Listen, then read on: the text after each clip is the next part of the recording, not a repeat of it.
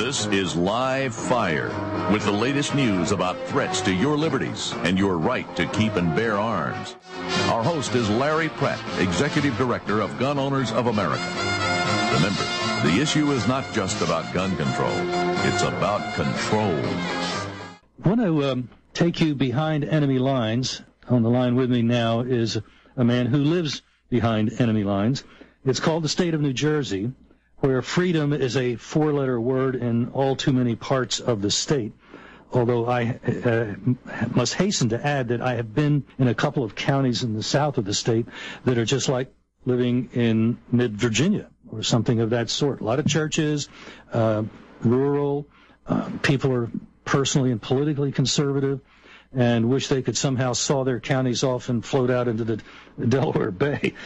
But alas, they're attached rather firmly, and they are oppressed as everybody else in the states. Many of the people in New Jersey probably enjoy being oppressed because they vote for it. And, of course, I'm not entirely sure how clean all of those elections are, and it might be that power is retained by other than just strictly ballot integrity means. But anyway, an attorney in New Jersey has firsthand experience of just what it's like to live in such a stultifying nanny state. Alfio Lanuto comes from the northern part of the state, which is the most oppressed, and probably wishes he could find a way to make a living in one of those two southern counties, and because they've done what they can to keep him from having a living at all. Alfio, you've got really kind of a horror story, but why don't you first give us an overview of the two New Jerseys and kind of help us understand just how restrictive the gun laws are? Thank you, Larry. I would be happy to, and thank you for having me on your show. A pleasure. The state of New Jersey is a very unique and intriguing place. First of all, I didn't know we were behind enemy lines. Thanks for telling me that. That's my impression. Every time I go visit family in the state, I realize that the police are not my friends. Well, it's interesting you mentioned that because I grew up believing that they were, and unfortunately, the present-day reality is that they are not. That's incontrovertible. In fact, we live in New Jersey is a state plagued by rampant political corruption and abuse of power, and mixed with police corruption and abuse of power, and that mixed together is an extremely deadly cocktail, leaving absolutely nobody safe anywhere, not on our bridges, roadways, not even inside our homes. It shouldn't come as a surprise, then, that people who rule in that fashion don't want the peasants carrying pitchforks. Well, they certainly don't want the peasants, not only to carry pitchforks, but they certainly don't want the peasants even to have a mind of their own, and they don't want the peasants to have the ability to speak. And when you speak out and you challenge their corruption and their abuses of power, there is the same pattern that manifests itself over and over again, and that's a clear, deliberate retaliation, even using the police to raid your home, as happened to me. Now, what would be involved if one were audacious enough to try to get a concealed carry permit? What, if anything, do you have to go through? Well, in New Jersey, it's extremely difficult to get a concealed carry permit. It is not difficult to own a firearm. It is not difficult to even, as long as one is not a convicted felon, generally you should be permitted to purchase a firearm. You do need to have permission to purchase a handgun, and that's independently of being able to carry it, but just to have one in your home. And if you leave your home, for example, to go to a firing range, the firearm must be kept in the trunk in a locked case, unloaded with the ammunition kept separately. Apart from the firearm. I've never understood that apart. I can understand maybe they want an unloaded gun being transported lest something accidental occur. But do they really think the ammunition's going to jump into the magazine or something?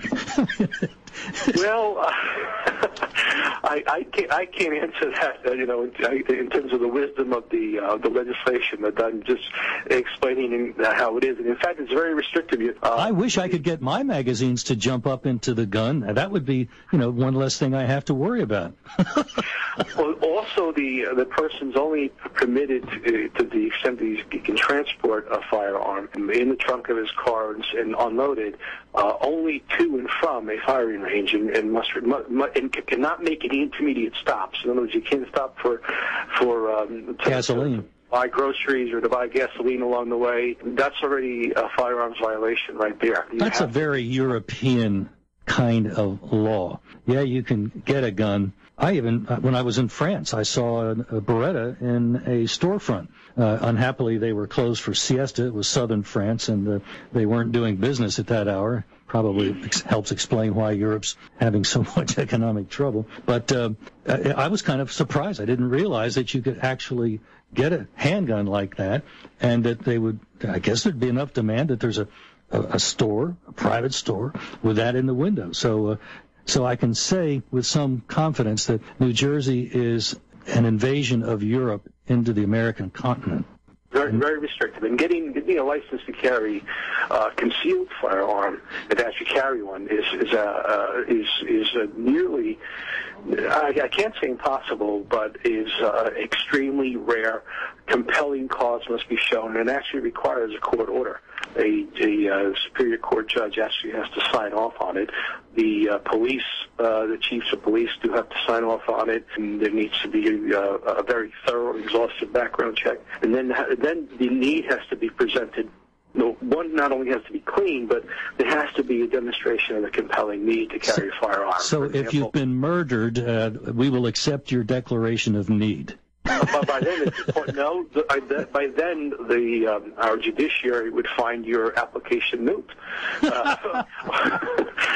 or they might find that it has to be dismissed for, pardon the pun, lack of standing. And our judiciary has done far more stranger things than that. In fact, our judiciary, whenever necessary, to support and to otherwise find justification for unjustifiable corruption and abuse of force, and try to whitewash it. Basically, they'll even go so far as to make findings of fact that pigs do fly, and they have absolutely unashamed to make declarations like that and make findings of fact that fly in the face of all reason and that make absolutely no sense. We're talking about some of the real burdens people have to bear in that state. Going into the break, we gave out one of his websites, which is lawofrule.org, and that has some sort of general freedom issue material on it. If you want to find out about his own situation, which we're going to be discussing, you go to lanutothestate.com, and then you can have a permanent record of the outrages that you are about to learn about. Your involvement with the state and the cops didn't have anything to do with a gun, but it sure illustrates a reason why we have the Second Amendment. Absolutely. If I may, Larry, that second website is lanutovstate.com. That's lanutovstate.com, with no breaks in between. And that discusses particularly my own particular case regarding that that you just alluded to.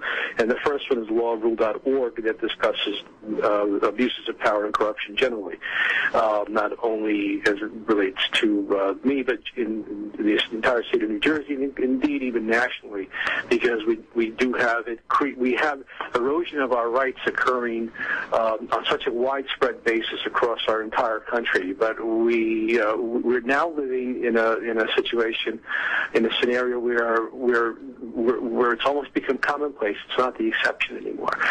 And I've had the privilege of serving in public office as far back as the 80s. where I was first elected to public office in New Jersey as a young man. I was elected in what was then called a nonpartisan election, but I did have the support of the Democratic Party at the time. And I how times have changed. Well, times do change, but some things unfortunately remain constant. Corruption seems to not only have remained constant, but has grown exponentially since then. After that, I served appointed public office as an attorney, as well as being a municipal attorney under both Democrat administrations and Republican administrations. And I challenged the corruption under both Democrats and Republicans, and I can honestly tell you, having had experience with both sides, that there's absolutely, at least when it comes, especially in New Jersey, when it comes to establishment politics, there's absolutely no distinction whatsoever. The exercise at the polls is nothing but theater for public consumption to give the public the belief or the false illusion that they're actually making a choice, when in reality they are not.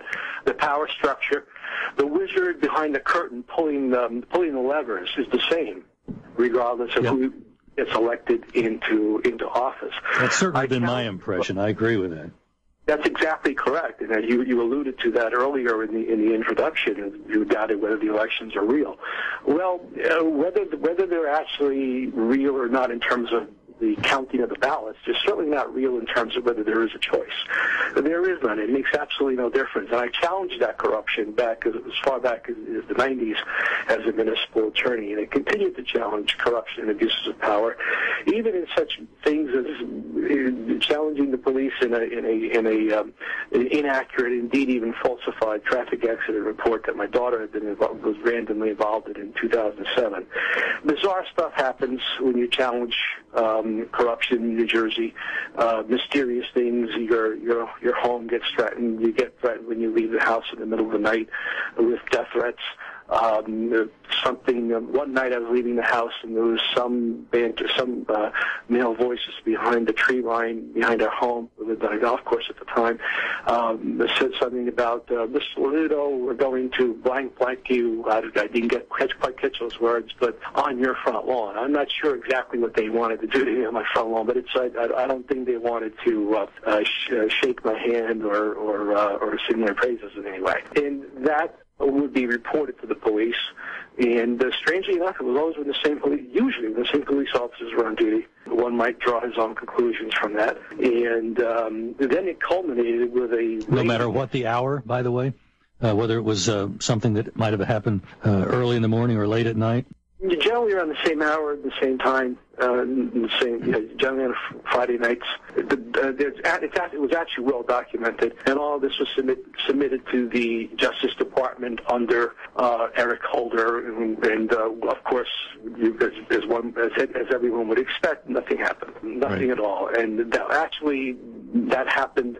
Nothing happened under Christy watch, because the U.S. Attorney at the time was Christy, and one of the people against whom I lodged a formal complaint with the Justice Department and the FBI was Andrew Sampson, a prosecutor who is the son of David Sampson, as I will explain to you, who is Chris Christie's padrone. Basically, he owns Chris Christie, and he's the one who showed Chris Christie the road from the U.S. Attorney's office to the governor's.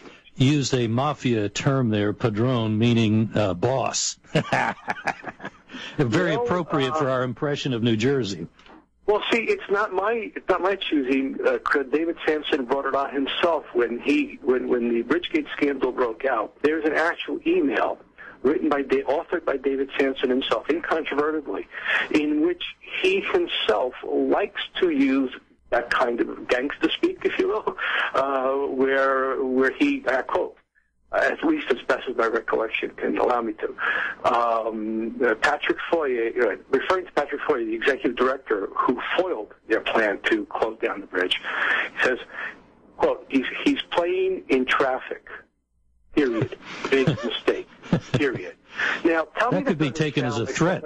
Well, tell me that doesn't sound like somebody who's watched too many reruns of The Godfather. Yeah. And he sounds like a guy who who was rejected by some street gang and decided to make a living being a lawyer for the mob. That does not sound like the talk of a former attorney general, and David Sampson was a former attorney general. But getting back to what happened in 2008, in retaliation for my having challenged their corruption and abuses of power and challenging police abuse of authority and politicians' corruption, my home was actually invaded on July 1st, 2008. They stormed right into the house without a warrant, raided me, demanded my consent to search my house. What time of day was all this happening? 7 p.m. on July 1st, which was still broad daylight in the summer. They demanded to search my house. I refused. And if they felt they had the authority or had any kind of reason to be able to search my house that was a lawful basis in the absence of a warrant, and there are some limited exceptions to the warrant requirement, they didn't need my consent. They didn't see a screaming woman run into your house or run out of your house or whatever. Quite the contrary. My wife was standing right next to me demanding the whole time that they leave my house and that they were intruding upon our home. And that she wanted them to leave. So was my then 13-year-old son. And if they felt they had the authority, they didn't need my consent. He is behind enemy lines. He's up in North Jersey where the authorities seem to think that they're the boss and can tell us whatever to do they have in mind, and if we don't like it, shut up. So, Alfie, we were just getting into an episode where you're at home, everything's fine, nobody's expecting anything at all, and all of a sudden, they're the cops. Well, they stormed right into the house, exactly, standing toe-to-toe with me, demanding that I consent. When I refused, they actually arrested me. It is utterly unbelievable. The warrant law seems to stun the Ramsey Police Department of New Jersey. The very next morning, my wife and my children and I were in the office of the Bergen County Prosecutor, John L. Molinelli, and we spent 2 hours with an assistant prosecutor and then a special investigator. They never even made a record of the fact that we were there complaining about the Ramsey police and asking them to investigate and prosecute the Ramsey, New Jersey Police Department. Mysteriously, their police dash cam recordings that captured the incident went missing. No, to this day, nobody knows what happened to them because they would have shown the truth. One police tape did survive that contradicted the police's testimony in court. The court decides that he's going to ignore the exculpatory recording. He's going to completely disregard it, and he embraces the police perjury instead. The orchestrating this whole thing is a guy by the name of Andrew Sampson, David Sampson's son. That's why I filed a complaint against the Ramsey Police Department and Andrew Sampson, as well as Judge Roy McGeady, with the Justice Department, as well as with the FBI and the U.S. Attorney's Office, on Christy's watch. Who was then U.S. Attorney, nothing happened with the investigation. Somehow or other, and the listener can also reach his own conclusion, but while Christy is U.S. Attorney, I walk in, I go to the federal authorities and ask them to investigate the Ramsey Police Department and Prosecutor Andrew Sampson, the son of his patron David Sampson, and Roy McGeady. Nothing happens to the investigation. Nobody even bothers to call me and ask me, what happened, Mr. Lanuto? Can you give us more details on this? It was completely ignored. Any coincidence that Andrew Sampson is David Sampson's son? And he was named in the complaint, and nothing happens while Chris Christie is a U.S. attorney and owes David Sampson his job and his yellow brick road to the governor's mansion. The listener can decide that for himself. I have my own opinion on that, and I strongly believe that the two absence of any investigation is directly related to that. Mm-hmm. It later turned out that his Deputy Chief of Staff, Bridget Kelly, I didn't even know this at the time, was born and raised in Ramsey, and a Republican and very close to the Christie administration and to the local police department. Too many coincidences, and I'm a little too old to believe in coincidences at this point. event, at the end of this the court finds that pigs do fly, and the municipal judge actually amends the federal constitution, and you'll get a kick out of this one, Larry. He actually, and I quote this, he says, "Mr. Lanuto, what you did was a terrible thing. If I may back up a second, the police had testified that I was the first person they had ever encountered to challenge them when they would approach anyone's home and demand to search a house without a warrant." You know, unhappily, that could be true. There's so many of us that are just, well, the cop said so. I got to do it, right? Yeah, well, if it's true, that's a very sad commentary. It is. And I agree with you completely. Then the judge goes on to say, quote, "I cannot imagine ever not letting a police officer into my home to take a look around." End quote. Well, I can imagine it. Well, there's a judge, a municipal judge no less, he's not sitting on the U.S. Supreme Court, who just decided to single-handedly amend the United States Constitution by ripping the Fourth Amendment right out of it. What's to stop them from ripping out the Second Amendment, the First Amendment, the Fifth Amendment? In fact, he also ripped out the Sixth Amendment because my lawyer took a dive under pressure from Sampson. I later learned that they had something of a professional, or perhaps more than professional relationship, perhaps political one as well. And you just pointed to the exception to the statement, the lawyer who employs himself is working for a fool. You'd have been a lot better off if you'd have been a fool.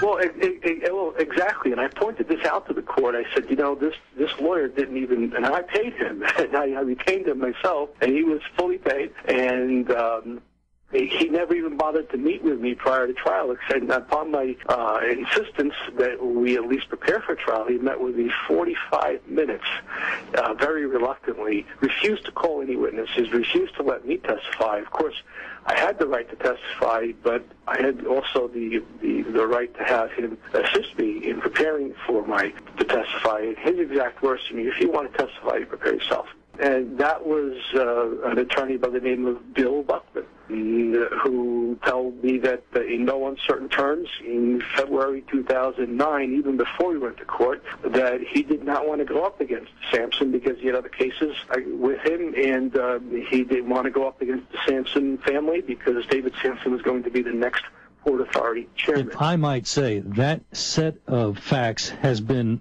well, that scenario, different facts, but same scenario, has been repeated on many an occasion, and it's a good reason why, if it's possible to get an attorney to actually do the lawyering in court for you from outside that jurisdiction, then that particular hammer is not available for the system to beat him up with.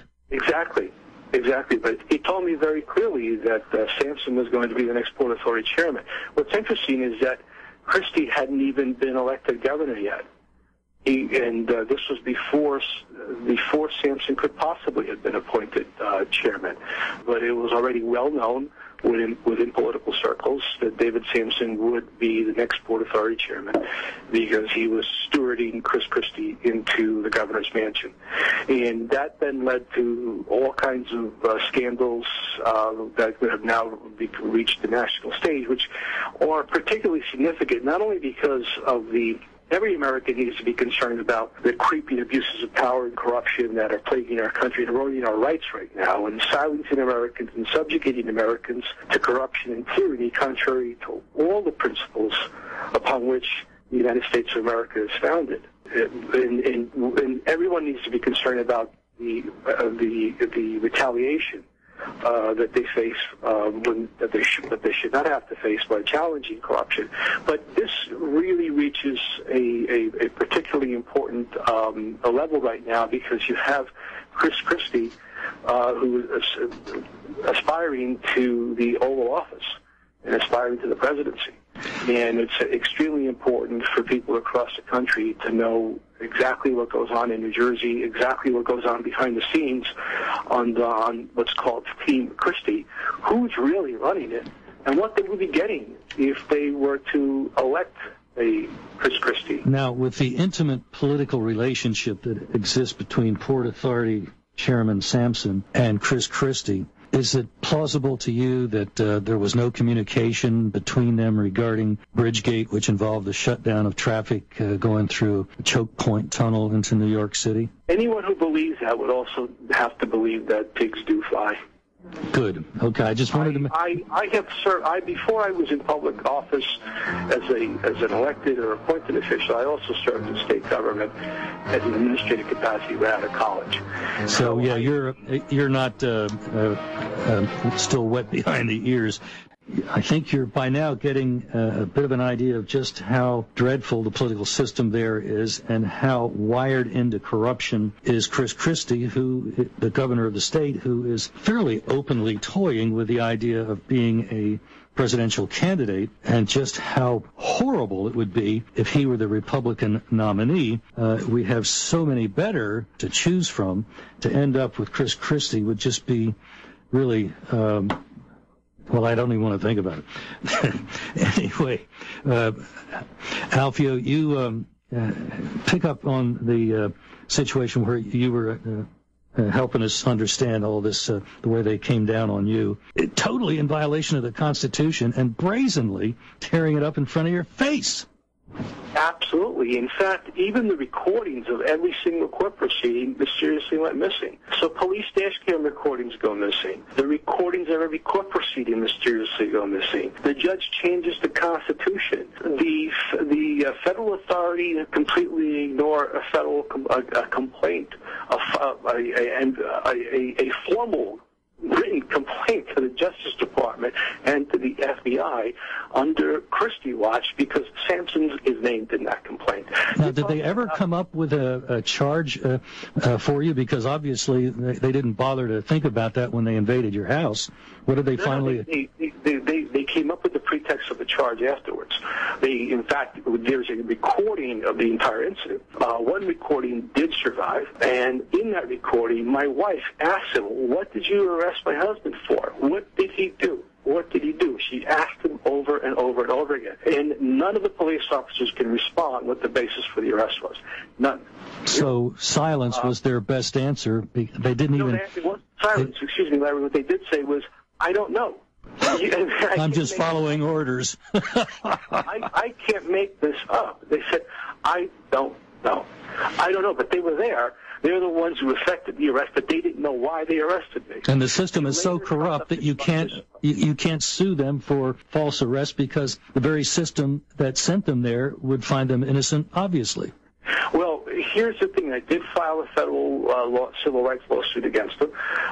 Even the hanging judge who found that pigs do fly and who amended the federal Constitution had to acquit me. Even he couldn't stretch the law or his imagination or the facts so far as to find me guilty of one of the charges, which was they claimed that when I went to at one point went to close the door. My dad was in the hospital dying of cancer at the time, and my wife came to the doorway to tell me that my dad was on the phone, and she was sobbing, "It's Dad, it's Dad." She handed me the phone, and I can't hear anything. And I'm worried about my dad, whether he's still alive or not. And these police officers were lining up basically to storm the house, and they're yelling and screaming at me. And I can't hear anything on the telephone. Now, this had gone on now for about 8.5 minutes. It doesn't sound like a long time, but when you're being besmirched and berated and provoked... That's an eternity. That is an eternity. I went to close the front door with the police outside my home. I managed to get them outside my home at this point and to speak with them outdoors. When I returned back in the house and tried to take the phone call, I went to close the door. And as I did so, they barreled through it. They kick it open and cascade on top of me. Oh, I bet you were resisting arrest. Well, they jump on top of me and they're claiming that the police officer's boot striking the door, the impact of that was not him assaulting me, but me assaulting the police officer by closing the door. I've never heard such a perverse twist of logic as that. I was acquitted of that charge. The judge threw that out. They charged me with the obstruction of justice for asserting my Fourth Amendment right against a warrantless search of my home. I simply asserted the Fourth Amendment. I said, "You're not allowed to. You have no basis for doing it." And the judge found that I had a duty I had a duty to let them into my house without a warrant. Just stunning. Our Supreme Court has held otherwise. And then they piled on top of that a resisting arrest charge, which they do with everybody. And if you listen to the recording, there's no basis for that because I know it simply didn't happen. If asserting your Fourth Amendment right is a crime, then mea culpa. I'm guilty. And I did that. So Absolutely. in New Jersey, with the exception of one surviving tape, there's no record at all of the ordeal they put you through. And was one of the recordings one that you made yourself? No, I had no reason for making this recording, or I would have had no preparation for making it. Right. There were 6 police cars eventually dispatched to my home. Understand, I have no criminal history, no nothing known in the community. Violence in my home, and why they would have to dispatch 6 police patrol cars to my home is utterly unbelievable. And I had just come home from the office because my wife wasn't feeling well, and my son summoned me home, and I was basically in my office wearing a suit, and I had no weapons in my hand. I don't even own a firearm. There were no firearms in my home. They knew that because many police officers had been in my home many times before. Even a captain had dined at my dinner table on a social occasion with his wife and his children. They knew. Are you going to invite him to dinner sometime in the future? I don't think so. That invitation's been extinguished permanently. Incredible. But it is absolutely incredible that you're talking about a political machine here. If you're inside the circle of corruption, you can get away with murder. Literally. I don't mean that figuratively. I think if somebody were to examine the cases and even unsolved cases, I'll go only so far as to say that, you would find a very strange and recurring pattern. And it doesn't matter if your listener is a Democrat or a Republican. In New Jersey, the establishment politics, both sides are equally corrupt. Sampson, by the way, became Attorney General and first rose to prominence in public office, being appointed as Attorney General under the notorious administration of the Democrat Jim McGreevey. If you recall, Jim McGreevey's standards for being appointed to office are rather low. He appointed his boyfriend, I repeat, his boyfriend, who wasn't even a U.S. citizen, to Director of Homeland Security for the state of New Jersey. Now, how far can you go in dereliction of your duties and responsibilities in being corrupt? And that's the standard by which David Sampson rose to prominence in being elected Attorney General and solidifying his political power. Alfio, I'm afraid we have run out of time, but I want to thank you so much for airing some of this so that people have a little better idea what Chris Christie is like. He's definitely not somebody we want running for president as a Republican. I'll let the Democrats have him. That'd be fine, because with the information you have, that ought to finish him off. Anyway, we wish you the best. Thanks so much. Our rights to keep and bear arms have never been under as much attack, and gun owners of America are fighting daily in Washington to protect that right. This program, Live Fire, keeps you up to date on that fight. GOA is the only no-compromise gun lobby in Washington. Live Fire is hosted by GOA's Executive Director, Larry Prett. Be sure to join us next Saturday. And remember, it's not just about gun control, it's about control. Mr. Speaker, the question presented today is whether we, as a body, will substitute one completely arbitrary limit for a smaller and even more arbitrary limit on magazine size, instantly turning millions of our fellow citizens, law-abiding New Jersey residents, into second-degree criminals. For the offense, Mr. Speaker, of possessing a metal box with a spring, including magazines for the most commonly owned handguns, this body intends to treat otherwise law-abiding citizens the same way it treats sex offenders, aggravated arsonists, burglars, and kidnappers. For the offense of peaceably owning an utterly harmless item, we will throw these peaceful citizens into jail for up to 10 years, at a cost to the public of up to $80,000 per annum, fine them up to $150,000, and utterly destroy their lives. And for what? A public relations stunt. Because that, Mr. Speaker, is what this bill is all about. It will do precisely nothing to save a single life, but will ruin numerous other lives, all the while impinging on basic fundamental constitutional rights, all that some folks can say that they are doing something Whenever this subject comes up, Mr. Speaker, logic, never mind common sense, goes right out the window. Let's start with simple logic. If the number of bullets we permit in a magazine is measured by the number of dead children we're willing to accept, the only even remotely moral number is 0. That, presumably, is what led some of our Democratic colleagues in the other House to intone confiscate, confiscate, confiscate. When someone avers that the reason for adopting this particular arbitrary limit is that a mass killing perpetrated by a nutcase, a child was killed with the 11th round, one has to ask, what about the child killed with the 9th? Fortunately, Assemblyman Cryan has a bill ready in the wings to limit magazine sizes down to 5. But then, what about the child killed with the 4th bullet? The simple fact is that any arbitrary limit does nothing to save lives, but simply turns huge numbers of our neighbors into criminals. Now let's talk about common sense, Mr. Speaker. We do not measure our freedoms against the possibility that a lunatic, psychopath, or basely evil criminal will abuse them. A free society asks not why people want or need their freedom. It asks why government would restrict it. On a more banal level, we do not limit alcohol sales to 2 shots because some of them might lead to a DWI. We do not consider someone possessing a 6-pack as wielding assault beer, nor ask why another would actually need to buy a gallon or a keg of wine or beer. We do not ban cars to prevent speeding, nor insist that they come standard with ignition interlocks to ensure against drunk driving. We do not limit possession of swimming pools to licensed lifeguards, despite the fact that children are substantially more likely to die by drowning than by gunshot, let alone by mass murder. And none of these items, Mr. Speaker, booze, cars, pools, are endowed with constitutional protections. Presumably, we could severely regulate, if not outright ban them, and all within our authority as legislators. But, for the most part, we don't, despite the fact that they are much more deadly than firearms, let alone those in the hands of law-abiding citizens. And why not? Because we understand that their utility outweighs the dangers. But apparently, a segment of our population simply doesn't like guns, doesn't trust the people, but does trust the government. In this, they have their priorities absolutely backwards. Indeed, Mr. Speaker, we see the hypocrisy in this segment of the bill, which expressly permits former police officers to carry 15-round magazines.